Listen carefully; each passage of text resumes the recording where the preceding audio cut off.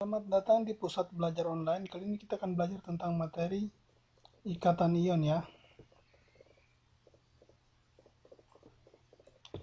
Ikatan ion sendiri sebenarnya ikatan yang terbentuk antara logam dan non-logam. Oke.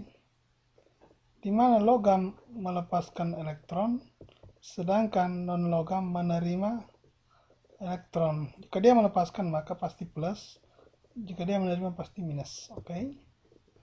Antara ion yang berlawanan muatan ini terjadi tarik-menarik gaya elektrostatik yang disebut dengan ikatan ion. Oke, jadi plus dan minus. Ini akan ada gaya tarik-menarik. Nah, tarik-menarik antara kedua unsur yaitu logam dan non-logam itu mengakibatkan suatu gaya yang disebut dengan gaya elektrostatik yang kemudian disebut dengan ikatan ion. Ikatan ion atau elektrovalen adalah ikatan yang terjadi karena adanya gaya tarik-menarik elektrostatik antara ion positif dan ion negatif. Oke, ingat ya. Ion positif dan ion negatif ada tarik-menarik.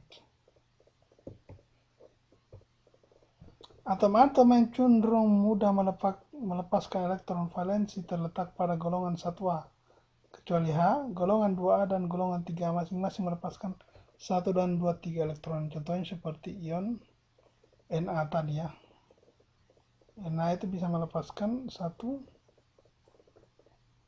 elektron karena dia mempunyai elektron valensi 1. Oke.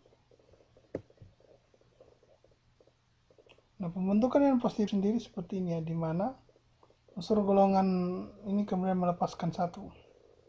Ini bisa kita lihat ya. Di sini kemudian melepaskan 1. Akhirnya tinggal berubah menjadi Na. Kekurangan 1 elektron sudah, sehingga disebut Na plus. Plus artinya dia masih butuh 1 lagi. Oke.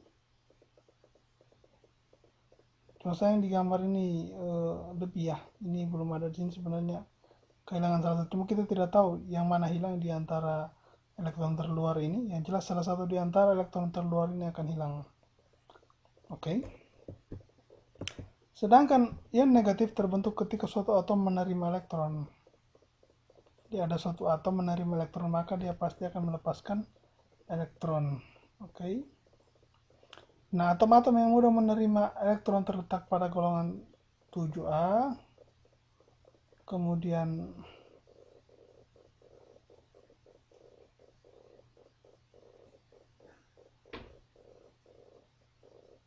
6A, 7A, 6A, 5A, 6A, dan 7A. Oke.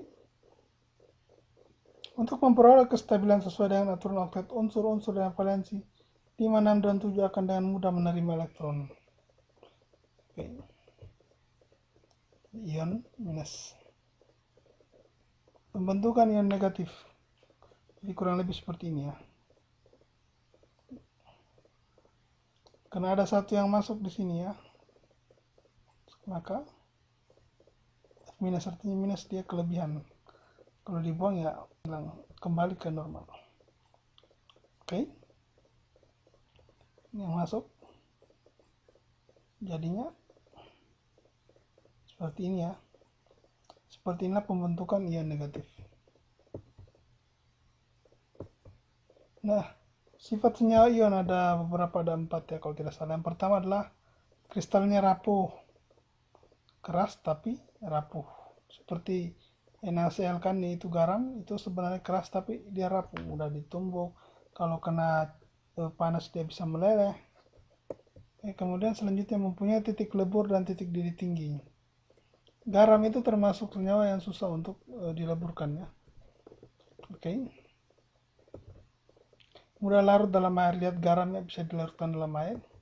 Dan terakhir adalah dapat mengantarkan arus listrik. Seperti contohnya air garam, jika kita alirkan listrik maka listrik pasti bisa akan mengalir di dalam larutan tersebut, sehingga ikatan atau senyawa ion ini dapat mengantarkan arus listrik. Seperti contohnya adalah garam NaCl. Oke, demikian tutorial ini. Selamat menikmati.